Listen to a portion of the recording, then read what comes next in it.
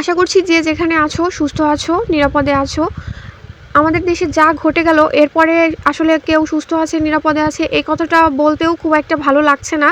তারপরেও তো কিছু নিয়ম শৃঙ্খলা আছে, এই কারণেই এই কথাগুলো বলা। আমরা এইভাবে প্রত্যাশাই করিনি যে এত প্রাণের বলিদান দিতে হবে। আমার কিন্তু খুব খারাপ লাগছে। এই কয়েকদিন নেট বন্ধ ছিল, কিছু দেখতে পারিনি, তারপরেও আমার ভীষণ খারাপ লাগছে।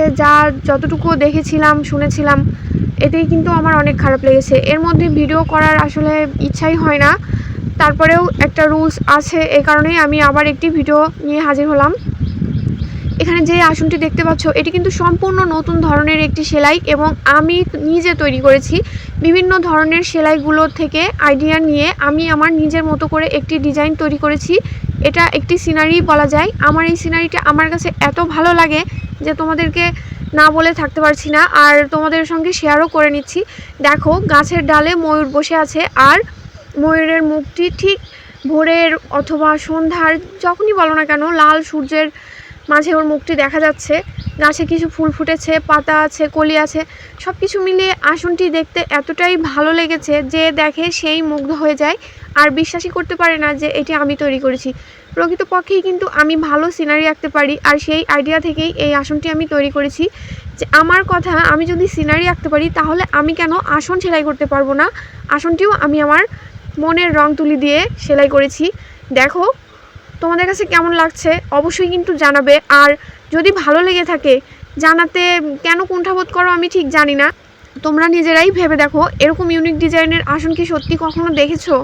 আর এটি দেখতে কতটা ভালো লাগছে। বিভিন্ন ধরনের সেলাই থেকে আইডিয়া নিয়ে আমি আমার মনের মতো করে একটি আসন তৈরি করেছি, আর এটি এতটাই ভালো লাগছে সত্যি চোখ ফেরানো যায় না। এই যে সাইডের বকুল ফুল বা ময়ূর ফুল যেটাই বলো, এই সেলাইগুলো তোমরা দেখেছো, কিন্তু একটি আলাদা আলাদা পার্ট হিসাবে দেখেছো। আমি যে সব কিছু মিলিয়ে মিশিয়ে একটি সিনারি তৈরি করেছি এরকম কিন্তু কেউ দেখোনি। অনেক আসন আমি দেখেছি যে ময়ূর তোলা আছে বা ফুল করা আছে বা সাইডের বকুল ফুল, লতা, বিভিন্ন ডিজাইন আছে, কিন্তু এরকম সিনারির আদলে আসন তৈরি এগুলো আছে, নেই বলবো না, কিন্তু আমি যে তৈরি করেছি এটি কিন্তু তোমরা কেউ দেখতে পাবে না। এটি সম্পূর্ণ আমার নিজের আইডিয়া থেকে তৈরি করা একটা আসন। আসলে আমি যখন আসনটি সেলাই করি তখন ময়ূরটা ওঠানোর পরে দেখলাম একদম ছোট হয়েছে আর অল্প জায়গায়, তাই আমি ভাবলাম এটিকে গাছের ডালে বসাবো এবং একটি সিনারিতে রূপ দেব।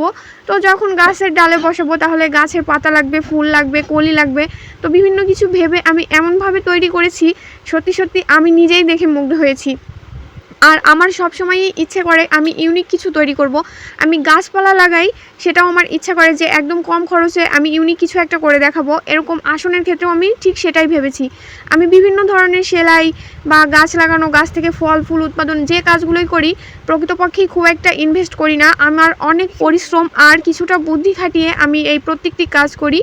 আর অনেক সময় পুরনো কাপড় চোপড় বা আমার কিছু ছাট কাপড়, অনেক কিছুই যেটা আর কি আমি ব্যবহার করব না কিন্তু সেটা একটি কাজে লাগানো যায় সেরকমই চিন্তা করি। যেরকম আসনের পেছনটা আমি দিয়েছি আমার একটি শাড়ির ব্লাউজ পিস দিয়ে। আসলে ব্লাউজ পিসটা আমার কাছে অতটা ভালো লাগেনি যে আমি বানাবো, এ কারণে আমি এটা আসনের পেছনে ঢেকে দিয়েছি।